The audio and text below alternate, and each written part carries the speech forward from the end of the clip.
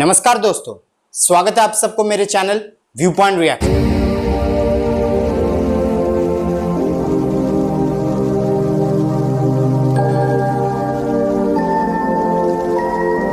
पर। किसी को मिला टीआरपी, किसी को मिला डिस्ट्रैक्शन, किसी को मिला बहुत सारा अटेंशन।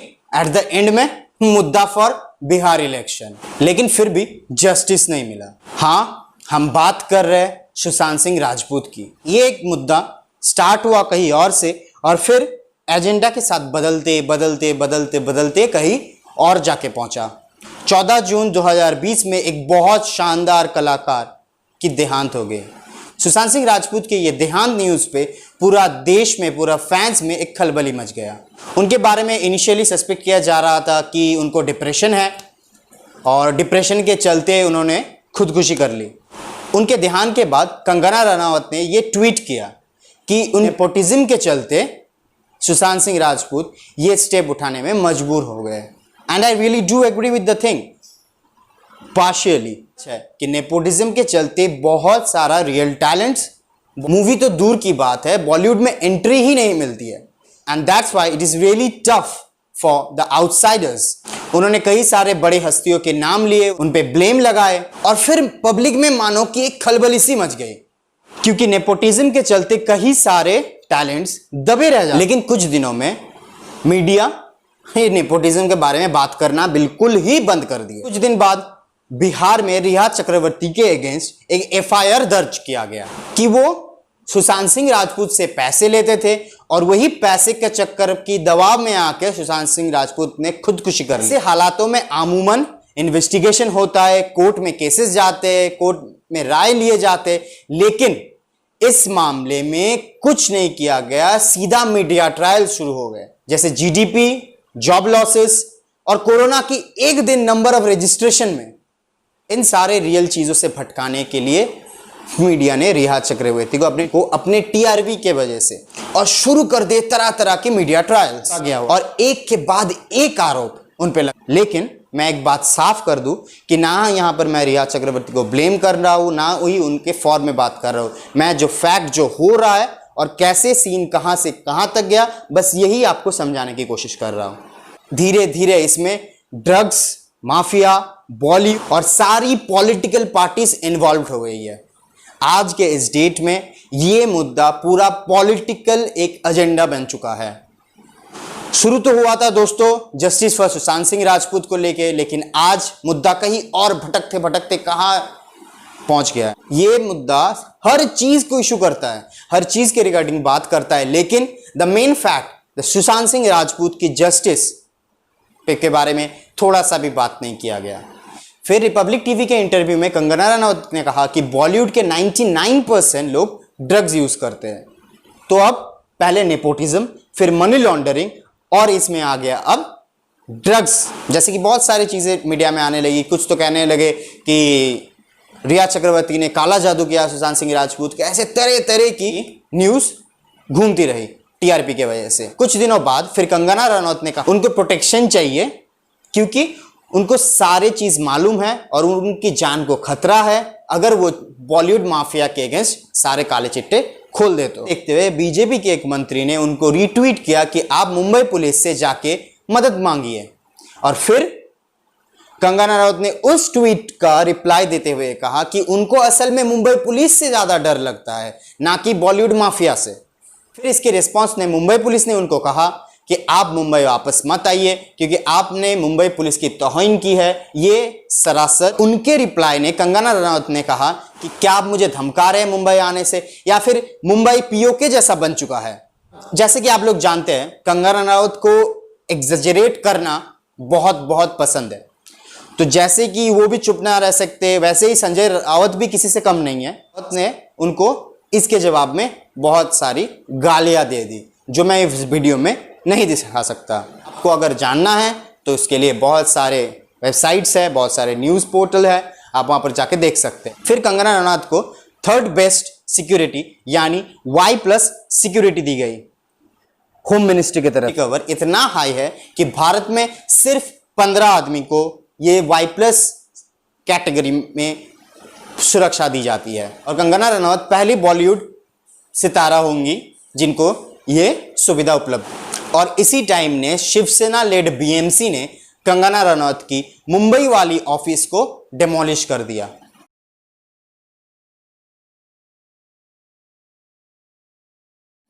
ये कहते हुए कि उनके साइड इलीगल कंस्ट्रक्शन है, और उनके काम के पीछे उन लोग जस्टिफिकेशन ये दे रहे हैं कि 2018 से कंगना रनौत को मुंबई पुलिस बीएमसी से मेल्स या चिट्ठी दिए गए कि आपका प्रॉपर्टी इलीगल कंस्ट्रक्शन में बना हुआ है। लेकिन अगर ऐसा था या फिर अगर ऐसा है तो बीएमसी वाले ने सिर्फ उसी दिन उसी मोमेंट पे सिर्फ क्यों कंगना रनौत की घर को डेमोलिश किया? सैकड़ों लोग रहते होंगे, बहुत सारे ऐसे कंस्ट्रक्शन है जो इलीगल है, लेकिन ये साफ साफ दर्शाता है कि ये सारे चीज एक पॉलिटिकल इन्फ्लुएंस यानी पॉलिटिकल रिवेंज के चलते हो रहा है।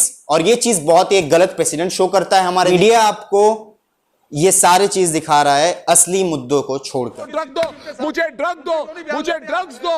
वो कहती है मुझे ड्रग दो, मेरे लिए गांजा लाओ, चरस लाओ, एमडीएमए लाओ, एक्सटेसी लाओ। अरे वहां पे प्रमाण है उसके पास। अरे ड्रगी कौन है? पार्टी के अंदर बिना ड्रग्स के काम नहीं चलता, ये हम सब अब आते हैं हम लोग बिहार मुद्दा कैसे। तब तो आप समझ चुके होंगे कि कहां से स्टार्ट होकर कहां तक हम लोग अभी तक पहुंच चुके हैं।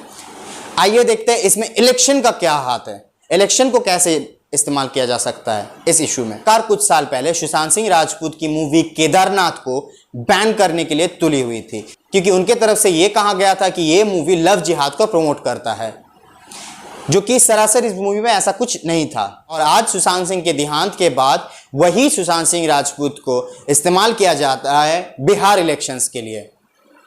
पैम्पलेट्स, होर्डिंग्स पर सुशांत सिंह राजपूत के फोटो दिए गए, आप हमको वोट दीजिए, हम सुशांत सिंह राजपूत को जस्टिस दिलाएंगे। कंगना रनौत को चाहिए था अटेंशन, सरकार को चाहिए था बिहार इलेक्शन का मुद्दा, और मेनली देश में जब इकोनॉमी की हालत इतनी बुरी है, एक दिन में कोरोना पॉजिटिव लाखों के करीब पहुंचने वाले हैं, एनवायरमेंट का कोई नामो निशान नहीं है, और हेल्थ केयर की तो मौत ही हो चुकी है। और इस टाइम में और ऐसे एक परिस्थिति में बहुत सही, बहुत बखूबी से सुशांत सिंह राजपूत के डेथ को एक बिहार इलेक्शन का मुद्दा बना दिया गया। कंगना रनौत का मेन प्रॉब्लम है उनके हर बात की कोई स्टैंड बेसिस नहीं होती है। वो आज एक बात कहेंगे, कल उस बात से पलट जाएंगे, फिर परसों कोई और बात बोलेंगे। पहले उन्होंने स्टार्ट किया नेपोटिज्म से, अब वो मुद्दा से हट के वो आ गए शिवसेना के against. I was fortunate enough to get my first break with Mahesh Bhatt, who according to me is one of the finest teacher of the art. This is the difference between somebody who comes from outside the industry without a forefather, without a godfather, and somebody who comes in without knowing anyone and has to make a mark for herself. The truth is that really doesn't matter. Once your film releases, it's hard to get that first break, but once your film releases, it's up to the audiences, and so many of them have been rejected. No matter where you come from mountains like me, or you come from California, it really doesn't matter. It's just people who decide, and nothing really matters. Each one has their own struggle to go through. So we spoke of girls with superstar boyfriends. Do you think it's okay to have a superstar boyfriend and use him to get to the top? It's perfectly okay. There's nothing wrong in this. अच्छी बात बोली, आपको अच्छी लगी तो ऐसे थोड़ा मार दीजिए हाथ, आप थोड़ा सा मार। Why Mumbai police is not summoning Aditya Chopra, Karan Johar, Rajiv Masan, Mahesh Bhatt? These 4 people. Why? Because they're powerful. Why they are not asking them questions? I went through exploitation, by the person that I worked with, kind of lawsuits, and the person that you're talking about, this Arnab Goswami, and all of that, they're sitting across this table and talking rubbish, which my lawyer has again released a video, sort of refuting everything that he has said. In that, this person who's been asking everyone to apologize, he has not asked him a single question. Why is that? So this sort of very conditional journalism, that you're going to whatever sails your boat, is you can be this person. You are allowed to have your own perspective, but it should not be selective. What would they? Better information would they give? You're saying all this information which you're sharing. Why don't you share it with the Mumbai police as well? I want to share it publicly so that there is no this thing of facts, because I have seen these people how they completely, when in 2016 I started to talk about nepotism and the mafia that functions in hypocrisy की भी सीमा हो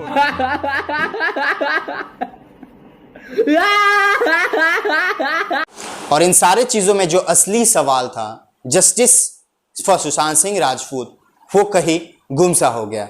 इंसाफ तो मिला ही नहीं। हम सवाल पूछे गए लेकिन इंसाफ नहीं मिला।